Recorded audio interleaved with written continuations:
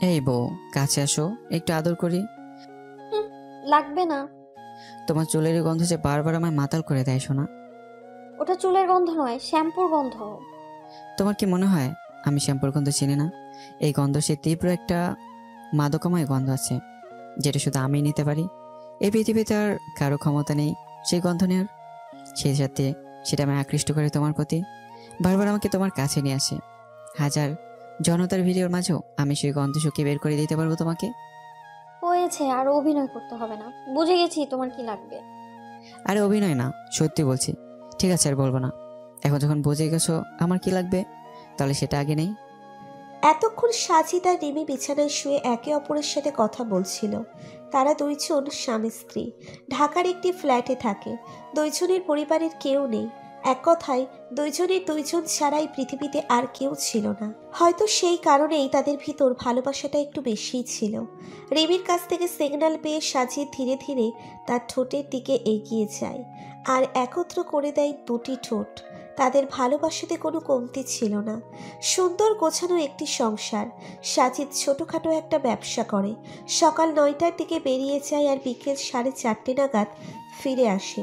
তারপর দুইজনের খুনসুটি করতে করতেই চলে যায়। সাজিদের কাছ থেকে রিমি নিজেকে ছাড়িয়ে নিয়ে হাঁপাতে থাকে আর বলে, আজকের মতো এটুকুই।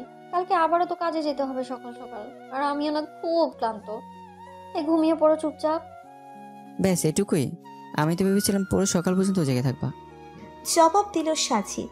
কিন্তু রিমি সেটা শুনল কি না সাজিদ জানে না। সেও ঘুমিয়ে গেল। সকালে উঠে নাস্তা করে অফিসে চলে গেল সে। এইদিকে রিমি বাড়িতে একা। করার মতো তেমন কিছুই নেই। বাড়িতে একটা কাজের মেয়ে আছে, সেই প্রায় সব কিছু করে। রিমির কাজ শুধু বসে বসে সেই সব দেখা। কাজে গিয়ে সাজিদ বেশ ব্যস্ত হয়ে পড়ে, কারণ ক্লায়েন্টের চাপ অনেক বেড়ে গেছে। কাজ একটু হালকা হলেই সাজিদের রুমে প্রবেশ করে তার অফিসের একজন সহকারী, যার নাম হিয়া। সুন্দরী যুবতী মেয়ে, এখনো বিয়ে করেনি। সাজিদের সাথে বেশ ভালো বন্ধুত্ব তার। অফিসে যখন ফ্রি টাইম পায় তখন সাজিদ হিয়ার সাথেই গল্প করে পার করে দেয়। এইদিকে সাজিদ হিয়ার উপর মনে মনে দুর্বল। সে কেন জানি তার সাথে বেশি সময় ধরে থাকতে চায়। কারণটা তার অজানা। হিয়াও বেশ উপভোগ করে সাজিদের সঙ্গ। আজকেও তার ব্যতিক্রম হলো না। কাজ যেহেতু একটু হালকা হয়েছে তাই তারা গল্প করতে কফি শপে চলে গেল। সাজিদ যেহেতু সেই ব্যবসা প্রতিষ্ঠানের মালিক, সেই জন্য তাদের কিছু বলার মতো কেউ নেই। যখন তারা কফি শপে বসে গল্প করছিল তখন হঠাৎ রিমি দেখে ফেলে তাদের আর এগিয়ে আসে তাদের দিকে। আরে তোমরা এখানে কি করছো? প্রশ্ন করে রিমি। আরে রিমি, তুমি এখানে বসো। আর আমরা এখানে কফি খেতে এসেছিলাম। অফিসের কাজের চাপে বোরিং লাগছিল তাই চলে এলাম। দেখো ভালোই হলো, তোমাকে পেয়ে গেলাম। জবাব দিল সাজিদ।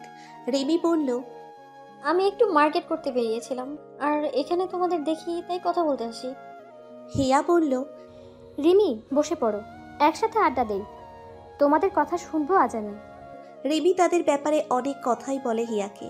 সে সব শুনে বলে, ওয়াও, তোমরা খুব লাকি। আমার না খুব হিংসা হয় তোমাকে নিয়ে। আমারও যদি এরকম একটা বর থাকতো। আর একটা মেয়ের সাথে নিজের স্বামীকে দেখলে সেই মেয়ের কিরকম ফিলিংস হয় সেটা সেই জানে। কিন্তু রিমি সেই রকম কোনো কিছু বলল না। তাদের সাথে কথা আড্ডা দিয়ে নিজের কাজে চলে গেল। আসলে সে মার্কেট করতে বেরিয়েছিল। এই রকম করেই চলে যাচ্ছিল তাদের দিন। সাজিদ জানে সে সবার সাথেই অভিনয় করে যাচ্ছে, কারণ একটা মেয়ে দিয়ে তার চলে না। সবার সাথেই একরকম সে। বাড়িতে রিমির প্রতি যেমন ভালোবাসা দেখায়, বাহিরে অন্য মেয়েদের সাথেও তার মেলামেশা চলে। রিমি কিছু বোঝে না সেই রকম নয়। সে সব কিছু বুঝেও নিজের ভালোবাসার প্রতি বিশ্বাস রাখে। কথায় আছে না, একটা পূর্ণাঙ্গ লাভ স্টোরি কখনো বাধা ছাড়া সম্পূর্ণ হয় না। তেমনি তাদের ভালোবাসাতেও কিছু বাধা আসবেই, সেটা জানে সে। আর সেই বাধা যারা পার করতে পারে তারাই অমর হয়ে আছে ইতিহাসের পাতায়। কিন্তু কিছু কিছু লাভ স্টোরি অসম্পূর্ণই রয়ে যায়, আর সেগুলোই মানুষ মনে রাখে চিরকাল। সাজিদ জানে না এইসবের পরিণতি ভালো হবে না খারাপ, কিন্তু সে জানে রিমি তাকে প্রচণ্ড ভালোবাসে, আর সে সেই ভালোবাসা কখনো উপেক্ষা করতে পারবে না। আর তার অভ্যেসও সেই কোনোদিন ফেলে দিতে পারবে না। তার কাছে উপায় তখন ছিল না। দুই নৌকাতে পা দিয়ে চলতে হচ্ছিল তাকে। এইদিকে রিমি মনের অবস্থা তেমন ভালো নয়। সাজিদের আচার আচরণ তার কাছে কেমন জানি লাগে। আর অনেক সময় সাজিদকে মেয়েদের সাথে দেখে তার রাগ হয় প্রচুর। সাজিদের সাথে এই নিয়ে অনেক কথা হয়েছে তার প্রতিবার সাজিদ তাকে আশ্বস্ত করেছে, কিন্তু যতবার সাজিদ কথা দিয়েছে ততবারই সে কথার খেলাপ করেছে। সেই জন্য এখন সে সাজিদকে অন্য নজরে দেখা শুরু করে। একটা ভালোবাসার মূল মন্ত্র হলো বিশ্বাস। যদি সেই সম্পর্কে বিশ্বাস না থাকে তাহলে সেটা ভালোবাসা নয়। সেই ভালোবাসা খুব শীঘ্রই ভেঙে পড়ার পরিস্থিতি রিমি আর সাজিদকে এনে এমন একটা জায়গায় দাঁড় করিতেছে যে একটু এদিক ওদিক হলেই সব শেষ হয়ে যাবে। এই তো সেদিনের ঘটনা। সাজিদ কাজে যাবে বলে বের হয়েছে। রিমি সুন্দর করে তার শার্ট ইন করে দিচ্ছে। মোটামুটি সব ঠিক চলছিল, কিন্তু তখনই কথা থেকে যেন উদয় হয় তাদের বাড়ির কাজের মেয়ে। সে ভেতরে আসার সাথে সাথে রিমি তাকে কিছু কাজ বুঝিয়ে দেয় আর নিজে কিছু কাজ করতে ভিতরে চলে যায়। এইদিকে সাজিদ নাস্তা করতে বসে পড়ে। হঠাৎ করে সাজিদের হাত লেগে গ্লাস পড়ে যায়। সেই কাজের মেয়ে ভাঙা গ্লাস তুলতে যাবে, তখন সাজিদ তাকে বারণ করে, কারণ খালি হাতে সেটা তুলতে গেলে হাত কেটে যেতে পারে। তাই সেটা একটা টিস্যু দিয়ে তোলার চেষ্টা করে। আর ঠিক সেই সময় হাজির হয় রিমি। কাজের মেয়ে দাঁড়িয়ে আছে আর তার স্বামী ভাঙা গ্লাস পরিষ্কার করছে। এইটা দেখে তার মনে রাগ উঠতে থাকে। এমনিতেই তাদের সময় খারাপ যাচ্ছিল, আর এইসব দেখে সে উল্টোপাল্টা চিন্তা করতে শুরু করে দেয়।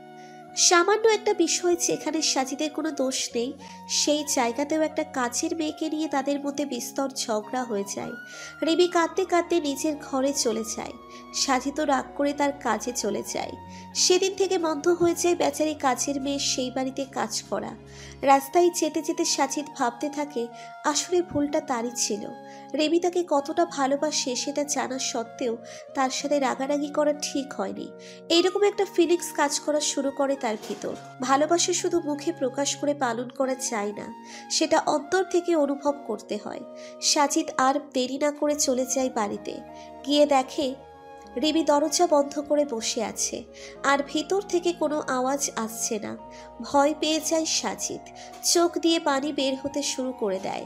মনের ভিতর চলতে থাকে নানান খারাপ চিন্তা। দেরি না করে সে দরজা ভাঙার সিদ্ধান্ত নেয়। কয়েকবার গায়ের জোরে ধাক্কা দিয়ে দরজা ভেঙে ফেলে। দরজা খোলার সাথে সাথে রিমি এসে জড়িয়ে ধরে তাকে। কাঁদতে কাঁদতে মেয়েটা পুরো চোখ ফুলিয়ে ফেলেছিল। সাজিদ তাকে সান্ত্বনা দিয়ে বলে, আরে পাগলি, এটুকুই একটা ঝগড়া। আমি কত ভয় পেয়ে গেছিলাম জানো। বারবার আমার মনে হয়েছিল এই বুঝে আমি তোমাকে হারিয়ে ফেলবো। নিঃশ্বাস বন্ধ হয়ে আসছিল আমার। কি করবো বুঝতে পারছিলাম না পেরে দরজা ভেঙে দিই। আর এখন আমার কতটা শান্তি লাগছে জানো। রিমি ফুপিয়ে ফুপিয়ে কাঁদতে কাঁদতে বলে, আমি তোমাকে কতটা ভালোবাসি জানো না। আমি তোমাকে অন্য কারোর সাথে সহ্য করতে পারি না, সেজন্য একটু বেশিই করে ফেলেছিলাম। আর তখন যদি আমাকে একটু বুঝিয়ে বলতে তাহলে তো ওরকমটা হতো না। সাজিদ রিমির মাথায় হাত বুলিয়ে দিতে থাকে। জানে রিমি এখন শান্ত হয়ে গেছে। এইসব থেকে তাদের বেরিয়ে আসার জন্য তারা ঠিক করে তারা বেড়াতে যাবে, সমুদ্র দেখতে যাবে সেখানে। বিয়ের 1 বছর হয়ে গেছে, অনেকদিন কোথাও ঘুরতে যায়নি, তাই এটাই সুযোগ।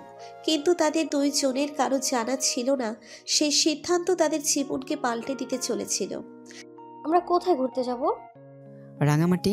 সেখানকার নিরিবিলি পরিবেশে শুধু তুমি আর আমি থাকবো, আর কেউ থাকবে না সেখানে। রিমির প্রশ্নের জবাবে উত্তর দিল সাজিদ। রিমি আর সাজিদ অনেক উত্তেজিত, কারণ তারা দুইজন পরশুদিন রাঙামাটি ঘুরতে যাবে। সেই সুযোগে তাদের সম্পর্কে যে ফাটল ধরেছিল সেটাও জুড়ে যাবে সেই আশায়। এইদিকে তাদের দুইজনের মনের ভিতরে কি চলছে সেটা তারা কেউ জানে না। 2 দিন চলে গেছে। আজ সকালেই তাদের যাত্রা শুরু হবে। পাহাড়ি এলাকা রাঙামাটি, মানুষজন সরল সেই সব এলাকার, কিন্তু মনের ভিতর শুরু হয় আসল ভয়। রাতের বেলা হঠাৎ করে বনের ভিতর দিয়ে যাওয়া গাড়ির ওপর আক্রমণ করে বসে ডাকাতের দল। সেই জন্য সাবধান থাকতে হয় সব সময়। কিন্তু সাজিদদের ভয় নেই, কারণ তারা দিনের বেলা যাত্রা করবে, আর সেটাই করলো তারা। ঢাকা থেকে বেশ অনেকক্ষণ লাগলো তাদের গন্তব্যে পৌঁছতে। যাযাবর, পাহাড় আর রাঙামাটি লোকসহ প্রায় সব জায়গায় তারা ঘুরে ঘুরে দেখলো। দিন শেষে তারা এসে পড়লো একটা হোটেলে। সারাদিন ক্লান্ত থাকায় ঘুমিয়ে গেল তারা দুজন। কিন্তু সাজিদের চোখে ঘুম নেই। তার এখানে আসার উদ্দেশ্য অন্য কিছু, সেটা সে রিমিকে বলতে পারবে না। তাই কৌশলে সে তার খাবারের মধ্যে ঘুমের ঔষধ মিশিয়ে দিয়েছিল, যার কারণে সকাল হওয়ার আগে আর রিমির ঘুম ভাঙবে না। সাজিদ হোটেল ছেড়ে বেরিয়ে কোথাও চলে যায়, আবার ভোর হওয়ার সাথে সাথে চলে আসে। রিমি টেরও পায় না সাজিদ সারা রাত বাহিরে ছিল। সকালে চোখ খুলে সে সাজিদকে পাশে দেখতে পায়।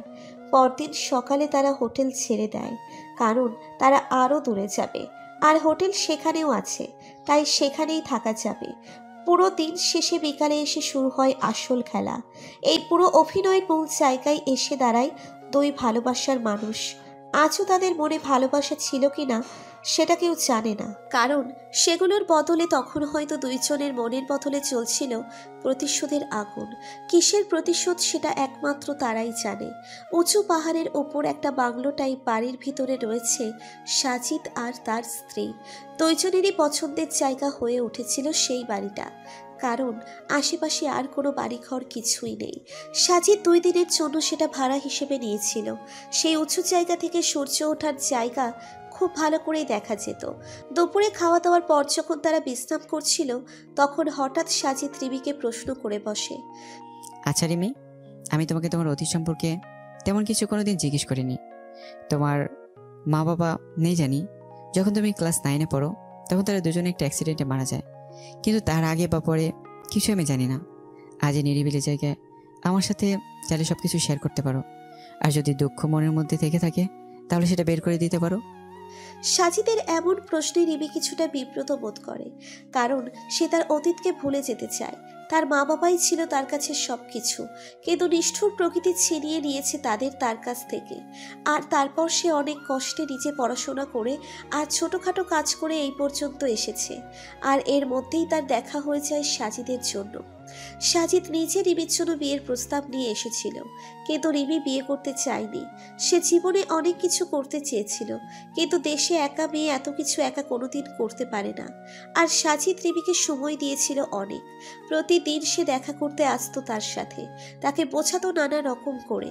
আর এই সব কিছুর মধ্যেই দুজনের মধ্যে একটা ভালো লাগা কাজ করতে শুরু করে দিয়েছিল। আর তারপর দুইজনের মতের ভিত্তিতে দুজন বিয়ে করে নেয়। তারপর 1 বছর পূর্ণ হয়ে গেছে।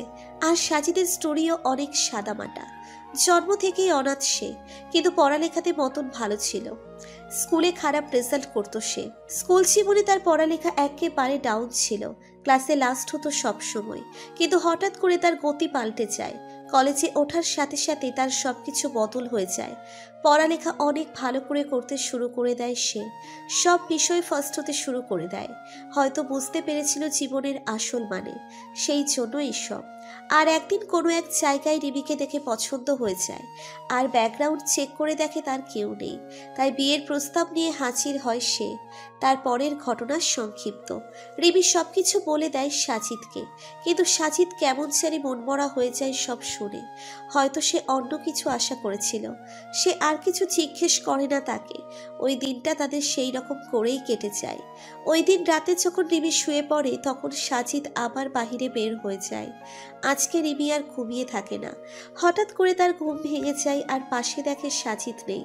তাই সেও বাহিরে গিয়ে দেখে একটা ছায়ামূর্তি পাহাড়ের ঢাল বেয়ে নিচে নেমে যাচ্ছে।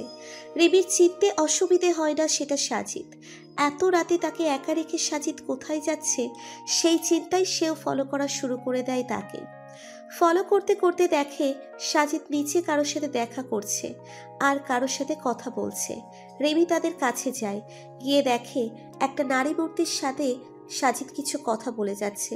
রিমি লুকিয়ে তাদের আরো কাছে যায়, কিন্তু সেই মহিলা কে সেটা সে বুঝতে পারে না। কিন্তু তাদের কথাবার্তায় স্পষ্ট শুনতে পায়।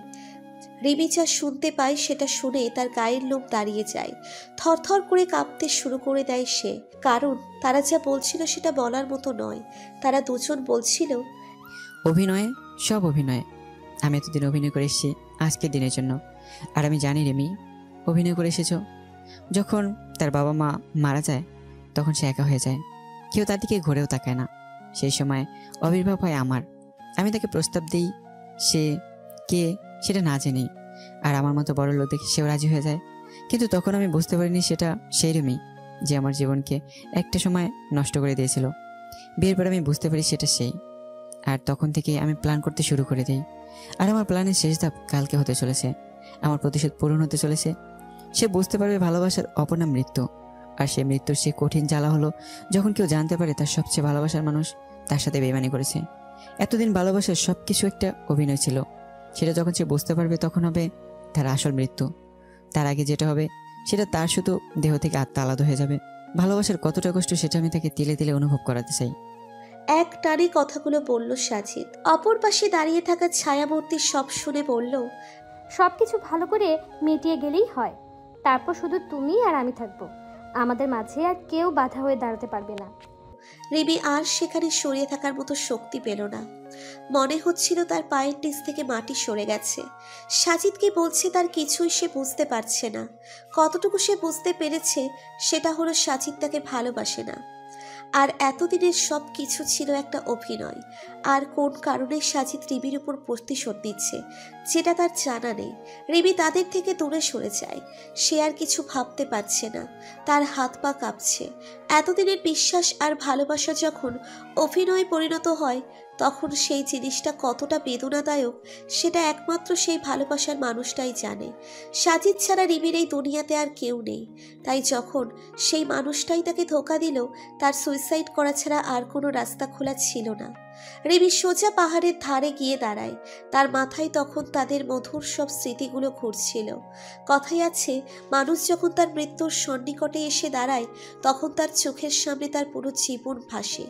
রিমির ক্ষেত্রেও তার ব্যতিক্রম ঘটেনি। বন্ধ চোখের ভিতর সব স্মৃতি সে মনে করছিল। মনে মনে প্রস্তুতি নিয়েছে সে লাফিয়ে পড়বে, কিন্তু তখনই তার বিবেক তাকে বাধা দেয়। নিজেকে প্রশ্ন করে কেন সে আত্মহত্যা করবে, তার তো কোনো দোষ নেই। সে কেন বেছে নিবে এই পাপের রাস্তা? নিজেকে কিছুটা সামলে নেয় সে। মনে মনে বলে তাকে এইসব কিছুর শেষ দেখতে হবে। সাজিদ কেন তাকে মারতে চায়, তোর কি দোষ সেটা তোর জানতে হবে। তাই রিমি সুইসাইড করার কথা মাথা থেকে বের করে দেয়।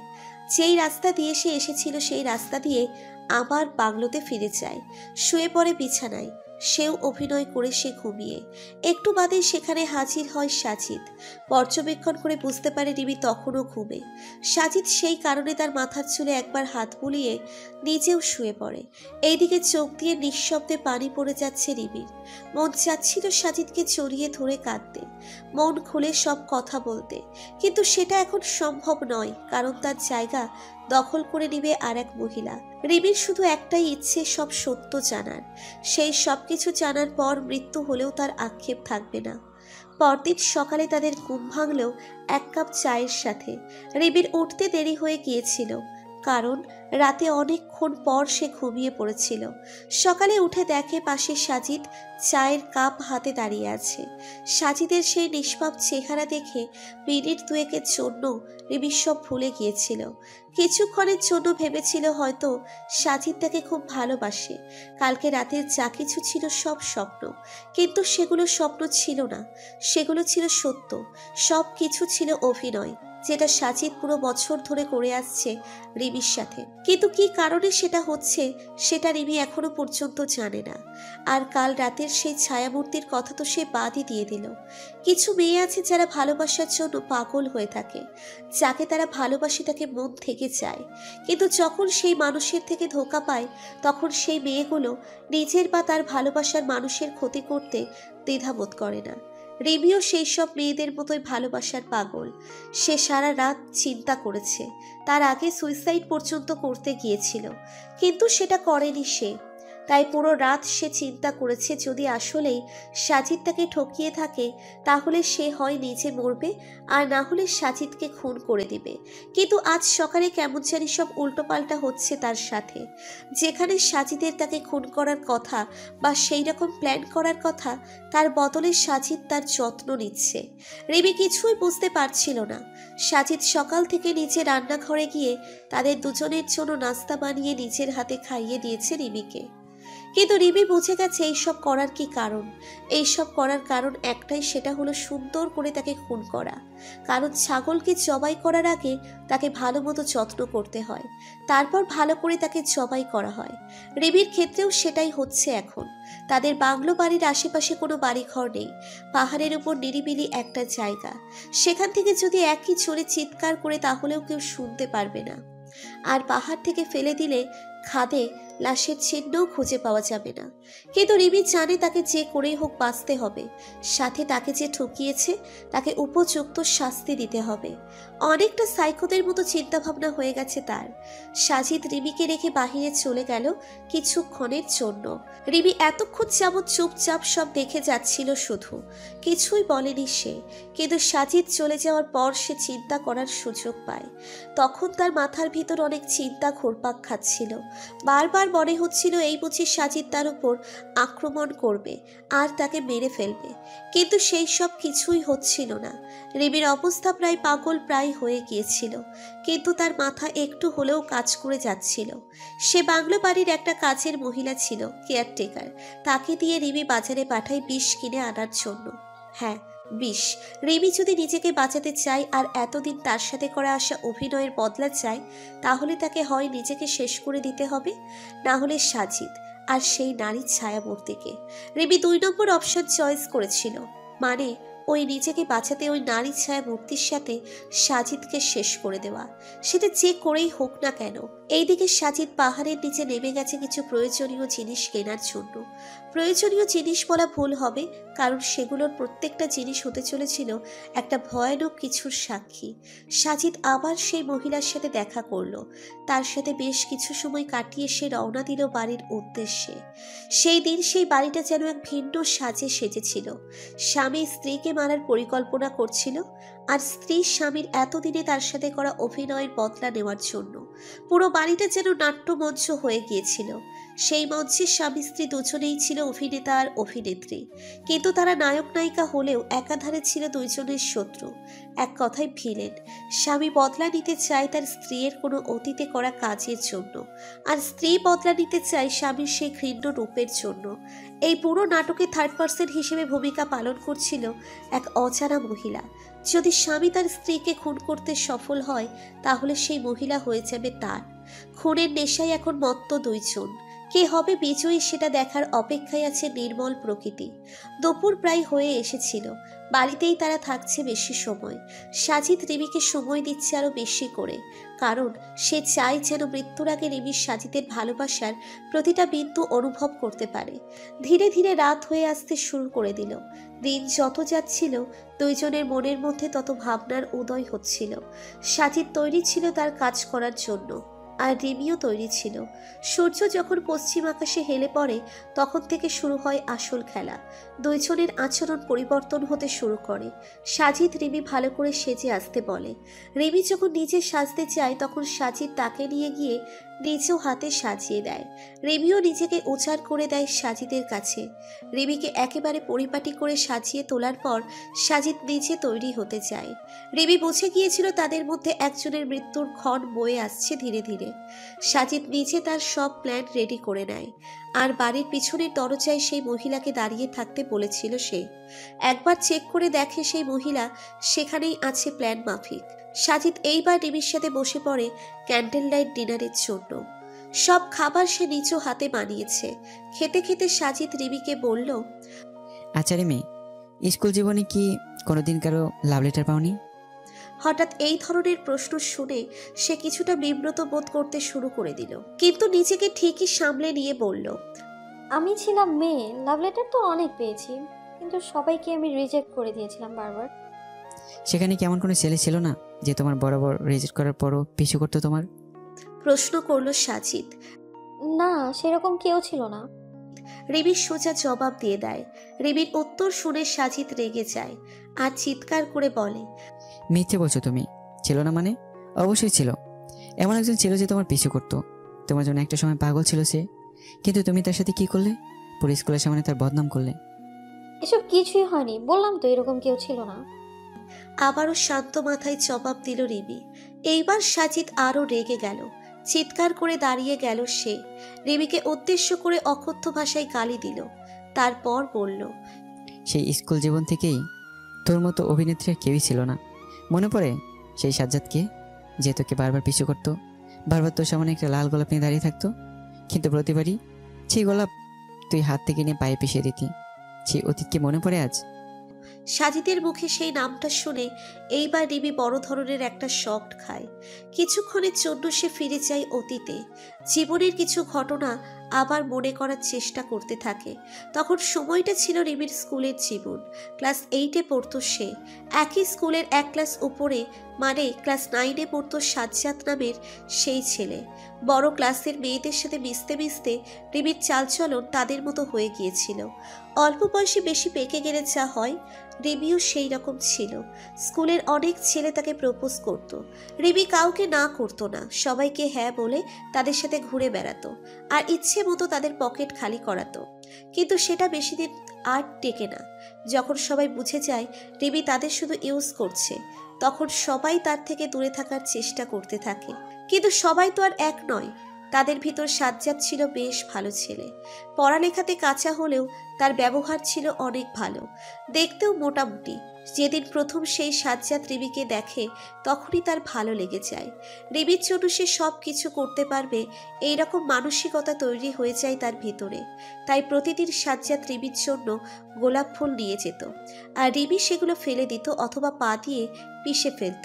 কিন্তু সাজ্জাদ তাকে সত্যি সত্যি ভালোবাসতো, কিন্তু সেটা বোঝার মতো ক্ষমতা তার ছিল না। এইরকম করেই চলে যাচ্ছিল তাদের দিন।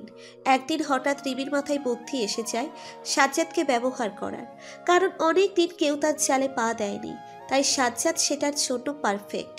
এইদিকে রিমির বান্ধবীরাও তাকে আরো উস্কে দেয়, আর সাজ্জাদ এর বন্ধুরা তাকে সাজ্জাদকে সাবধান করতে থাকে। কিন্তু সাজ্জাদ শোনার পাত্র নয়। রিমি অভিনয় শুরু করে দেয় সাজ্জাদের সাথে। জীবনের সেরা পারফরমেন্স সে সাজ্জাদের সাথেই করে। সাজ্জাদ পুরোপুরি বিশ্বাস করে নেয় যে রিমি তার হয়ে গেছে। শুধু সে নয়, স্কুলের বাকি ছেলে মেয়েও বিশ্বাস করতে বাধ্য হয়। রিমি চেয়েছিল সম্পর্কটা অনেক দিন টিকিয়ে রাখতে, কারণ সে যা বলতো সাজ্জাদ তাই করত। একদিন হলো কি, রিমির মডেল টেস্ট পরীক্ষা। সারা বছর এই সেই করে তার অবস্থা পরীক্ষার আগে খারাপ, পাশ করার কোনো চান্স ছিল না। তখন সে সাজ্জাদের কাছে এমন অভিনয় শুরু করে দেয় যে সাজ্জাদের মন গলে যায়। সাজ্জাদ ঠিক করে সে আগের দিন রাতে স্কুলের অফিস থেকে প্রশ্নপত্র চুরি করে নিয়ে যাবে আর তা রিমিকে দিবে। যেই ভাবা সেই কাজ। পরীক্ষার আগের দিন রাতে স্কুলের দেওয়াল টপকে সাজ্জাদ ভিতরে প্রবেশ করে। তার আগে সে দপ্তরের পকেট থেকে চাবি চুরি করে সেটার একটা ডুপ্লিকেট চাবি বানিয়ে নিয়েছিল। সেটা দিয়ে সে ধীরে ধীরে অফিস রুম খুলে ভিতরে ঢুকে প্রশ্নপত্র যেখানে রাখে সেখানে গিয়ে যেই প্রশ্ন আসবে সেই সব প্রশ্ন একটা কাগজে লিখে নেয়। তারপর আবার সব কিছু যেরকম ছিল সেই রকম করে রেখে অফিস বন্ধ করে চলে যায়। কিন্তু সে একটা ভুল করে, সেটা হলো তার নিজের একটা কলম সেখানে ফেলে রেখে যায়। আর প্রশ্নপত্র আঠা দিয়ে লাগানো থাকে সব স্কুলে, কিন্তু সেই খাম কোনো মতে খুললেও সাজ্জাদ পরে আঠা দিয়ে সেটা লাগানোর কথা ভুলে যায়। ফলাফল যা দাঁড়ায় তা হলো স্যাররা বুঝে যায় কেউ প্রশ্নপত্র নকল করেছে। সেই সময়েই তারা পরীক্ষা বাতিল করে দেয়। পুরো স্কুলের সব শিক্ষার্থীদের মাঠের মধ্যে হাজির করায়, আর সবার উদ্দেশ্যে বলা হয় প্রশ্নপত্র চুরির কথা। তখন স্পট থেকে পাওয়া সেই কলম উঁচু করে সবার সামনে ধরলে একজন সেই কলম চিনতে পারে। সেটা আর কারণ নয়, সেটা ছিল সাজ্জাদের কলম। স্যাররা তখন অবাক হয়ে যায়, কারণ সাজ্জাদ যথেষ্ট ভালো ছেলে, কিন্তু প্রশ্নপত্র চুরি করারও তার কাছে কারণ আছে, কারণ সে ভালো করে পড়াশোনা করে না। তখন তাকে সার্চ করা হয় আর অফিস রুমের একটা ডুপ্লিকেট চাবি পাওয়া যায় তার পকেট থেকে। তখন সবাই বিশ্বাস করে নেয় চুরি সাজ্জাদ করেছে। এইদিকে সাজ্জাদ রিমিকে সেই সব প্রশ্ন দিয়ে দিয়েছিল, সেগুলো সে ভালো করে পড়ে এসেছে। পুরো স্কুল তখন সাজ্জাদকে ছিছি করতে থাকে। সবার সামনে প্রিন্সিপাল স্যার তাকে বেত দিয়ে অনেক মার মারে, তার গায়ে শার্ট প্যান্ট খুলে তাকে মারতে থাকে। সাজ্জাদ রিমির জন্য সব কিছু মুখ বন্ধ করে সহ্য করে নেয়। মনে মনে ভাবে রিমি তো খুশি তার কাছে, কিন্তু তার ধারণা ভুল। পরীক্ষা চলতে থাকে। সাজ্জাদকে স্কুল থেকে টিসি দিয়ে দেওয়া হয়, আর রিমিও তার থেকে মুখ ফিরিয়ে নেয়।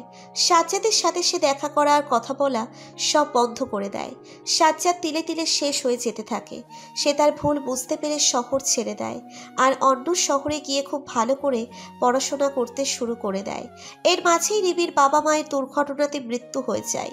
রিমি এই দুনিয়াতে একা হয়ে যায় সম্পূর্ণ। একেই হয়তো বলে রিভেঞ্জ অফ নেচার। তখন সে নিজের আগের করা ভুলের জন্য পস্তাতে থাকে। আর কয়েক বছর পরেই ফিরে আসে সাজ্জাদ এক নতুন নামে। নাম হয়ে যায় তার সাজিদ। রিমিকে বিয়ের প্রস্তাব দেয় বিয়ের জন্য, কিন্তু তখনও তার মনে চলছিল প্রতিশোধের আগুন। তাই সে রিমির পথ অনুসরণ করে। সেও শুরু করে দেয় একটা নোংরা ভালোবাসার অভিনয়ের। আগেরবার সেই অভিনয়ে জড়িয়ে গিয়েছিল সাজ্জাদ রুমির সাজিদ, আর এইবার সেই একই অভিনয় শিকার রিমি। বদলা তখন সাজিদের চোখে ছিল ঠিকই, কিন্তু ভালোবাসা থেকে ধোঁকা পেয়ে রিমির মনের মধ্যেও বয়ে যাচ্ছিল প্রতিশোধের আগুন। সাজিদের মাথায় তখন আর একটা প্ল্যান এসে যায়। সেই যে ওই সাজ্জাদ, সেটা সে রিমির থেকে লুকিয়ে ফেলে আর তাকে বলে, আমি সেই সাজ্জাদের বড় ভাই সাজিদ। আর সাজ্জাদ তো সেদিনই মারা গিয়েছিল অ্যাক্সিডেন্ট করে, সেই কারণে আমি তার প্রতিশোধ নেওয়ার জন্য ফিরে এসেছি। এই কথা শুনে রিমি চমকে ওঠে, কারণ সে ভেবেছিল সাজিদই হবে সেই সাজ্জাদ। কিন্তু এখন বুঝতে পারছে সেটা সাজিদ নয়। যদিও তার ধারণা ঠিকই ছিল, কিন্তু সাজিদের অভিনয় তাকে এটা প্রমাণ করাতে বাধ্য করিয়েছে। রিমি সাজিদের কাছে ছুটে যায় আর নানানভাবে তাকে বোঝাতে থাকে। সে তার অতীতের করা ভুলগুলোর জন্য তার কাছে ক্ষমা চাইতে থাকে, কিন্তু কোনো লাভ হয় না। সাজিদের মুখের ভাব আগের মতোই থাকে। সাজিদ রিমির কোমরে হাত দিয়ে তাকে উঠিয়ে নেয়। দুইজন একসাথে দাঁড়িয়ে যায়। ঠিক সেই সময় মিউজিক প্লেয়ারে বেজে ওঠে গানের মিষ্টি ধ্বনি। রিমিকে উঠিয়ে নিয়ে সাজিদ তার সাথে ডান্স করতে শুরু করে দেয়। সাজিদের একটা হাত রিমির কোমরে আর আরেকটা হাত ধরে আছে রিমির একটা হাত। এইদিকে রিমির চোখ দিয়ে পানি পড়েই যাচ্ছে। সাজিদ রিমির একটা হাত নিয়ে তার কোমরে রেখে দেয় আর রিমির সাথে জোর করে পায়ে পা মেলাতে থাকে। সাজিদের মুখে একটা নিষ্ঠুর হাসি শোভা পাচ্ছে, আর রিমির চোখের পানির আড়ালেও একটা চতুরতা লক্ষ্য করা যাচ্ছিল। কে জানতো তখনও তারা দুইজন এক ধরনের অভিনয় করেই যাচ্ছিল। গানের সুর তেজ হতে থাকে আর তাদের পাও চলতে শুরু করে দেয়। মিষ্টি গানে তারা দুইজন যেন উন্মাদ হয়ে গিয়েছিল। একটা ঘোর কাজ করছিল দুইজনের মধ্যেই। দুইজন দুইজনের আরো কাছে চলে আসে। দুইজনের নিঃশ্বাস শোনা যাচ্ছিল একদম কাছ থেকে। দুইজোড়া ঠোঁট একত্রিত হতে সময় নেয় না বেশিক্ষণ। কিছুক্ষণ পর সাজিদ রিমির এলো কেশে হাত বুলিয়ে দিয়ে শেষবারের মতো বুক ভরে সেটার নিঃশ্বাস নেয়। সেই গন্ধ, সেই মিষ্টি শিহরণে আবার তার মন ভরে যায়। কিন্তু সেটা ছিল ক্ষণিকের। মিনিট দুয়েকের মধ্যেই সাজিদ রিমিকে দূরে ঠেলে দেয় আর পিছনে গুছিয়ে রাখা পিস্তল বের করে তাক করে তার দিকে। চিৎকার দিয়ে ওঠে রিমি। সেই চিৎকারের সাথে তাল মিলিয়ে সাজিদ চিৎকার করে বলে ওঠে, হ্যাঁ হ্যাঁ হ্যাঁ, আমি সাজ্জাদ। সেই সাজ্জাদ মরে গিয়েছিল সেদিনই, কিন্তু তার বদলে জন্ম নিয়েছিল এই সাজিদ, যার আজ কোনো কিছুরই অভাব নেই। আর সেই সাজ্জাদকে যে মেরেছে তার বদলা আমি নিব আজকেই। চিৎকার করে কথাটা বলেই ট্রিগারে চাপ দেয় সে। সাথে সাথে রিমি তার জায়গা থেকে সরে যায়। 2 ইঞ্চির জন্য বুলেট থেকে বেঁচে যায় সে, কিন্তু সাথে সাথে পিছন থেকে একটা মৃদু আর্তনাদ ভেসে আসে। রিমি পিছনে তাকিয়ে দেখে হিয়া মাটিতে পড়ে আছে। ঠোঁট তখনও কাঁপছিল তার, আর পেট থেকে তাজা রক্ত বেরিয়ে আসছিল। পাশের পড়েছিল একটা ফুলদানি। সবকিছু ক্লিয়ার হয়ে যায় রিমির কাছে। সাজিদ আর হিয়া মিলে তাকে মারার প্ল্যান করেছিল, আর হিয়াই সেই নারী ছায়ামূর্তি ছিল যাকে সে সাজিদের সাথে পাহাড়ের নিচে কথা বলতে দেখেছিল। সাজিদের চিৎকার শুনে হয়তো হিয়া ভিতরে এসে নীরবে রিমির পিছনে ফুলদানি হাতে নিয়ে দাঁড়ায়, যাতে রিমি কিছু করার আগেই তাকে সে আঘাত করতে পারে। কিন্তু বিধি হয়তো অন্য কিছু চেয়েছিল, তাই রিমির বদলে গুলিটা হিয়াকে লাগে, আর এখন তার এই অবস্থা। সাজিদ হিয়ার সেই অবস্থা দেখে ছুটে চলে যায় সেখানে। তার মাথা নিজের কোলে নিয়ে অনেক কথা বলে, কিন্তু ততক্ষণে হিয়া শেষ নিঃশ্বাস ত্যাগ করেছে। সাজিদ রাগের বশে হাতে ধরে থাকা পিস্তল আবার রিমির দিকে তাক করে, কিন্তু ততক্ষণে তার দেহ কাঁপতে শুরু করে দিয়েছিল। হাত থেকে পিস্তল পড়ে যায়। তার মনে হচ্ছিল ফুসফুস জ্বলে পড়ে যাচ্ছে ভিতরে। এটার কারণ একটাই, তীব্র বিষ। কিন্তু সে তো সেই রকম কিছু করেনি। তখন সে বন্ধ হয়ে আসা চোখ দিয়ে একবার রিমির দিকে তাকায়। দেখতে পায় রিমি তার চুলে হাত বুলিয়ে দিচ্ছে। সাজিদ বুঝতে পারে রিমি তার চুলে সুগন্ধির সাথে বিষ মিশিয়ে দিয়েছিল, যাতে সেটার গন্ধ নেওয়ার সাথে সাথে সে মারা যায়। আর সাজিদ যে চুলের গন্ধ নিবেই, সেটা রিমি খুব ভালো করেই জানত। আর কিছু দেখার মতো অবস্থায় সাজিদ থাকে না। আশেপাশের সবকিছু ঝাপসা হয়ে আসতে শুরু করে। চোখ বন্ধ হয়ে আসে তার, মুখ দিয়ে সাদা ফেনা বেরিয়ে আসে, আর সেও শেষ নিঃশ্বাস ত্যাগ করে। রিমি ধীরে ধীরে এগিয়ে যায় তার কাছে। সাজিদের হাত নিজের হাতের উপর রেখে বলে, শুধু একটু ভালোবাসার পাগল ছিলাম আমি, অতীত ভুলে শুধরে নিয়েছিলাম নিজেকে। কিন্তু তুমিই যে আমার সেই অতীত সেটা তো আমার জানা ছিল না। প্রতিজ্ঞা করেছিলাম মৃত্যু ছাড়া কখনো তোমার কাছ থেকে আলাদা হব না আমি। তাই আমি আর বেঁচে থেকে কি করব? আমারও সময় এসে গেছে। এই বলে যেই রিমি পাশে পড়ে থাকা বন্দুক নিচের মাথায় তাক করতে যাবে, তখনই তার নাক দিয়ে রক্ত পড়তে শুরু করে দেয়। পেটের ভিতর জ্বালা পোড়া শুরু করে দেয়। মুচকি হেসে সে একবার সাজিদের দিকে তাকায়। সাজিদ ততক্ষণে অনেক দূরে চলে গেছে। রিমি বুঝতে পারে খাবারের ভিতর বিষ ছিল, আর সেটার প্রতিক্রিয়া এখন দেখা দিচ্ছে। কিন্তু কি যেন মনে করে রিমি ট্রিগারে চাপ দিয়ে দেয়। পুরো ঘর বিকট শব্দে কেঁপে ওঠে। একটা ঝাঁঝালো গন্ধ ছড়িয়ে পড়ে পুরো ঘর জুড়ে। সেটা বারুদের গন্ধ ছিল না, সেটা ছিল তাজা রক্তের গন্ধ।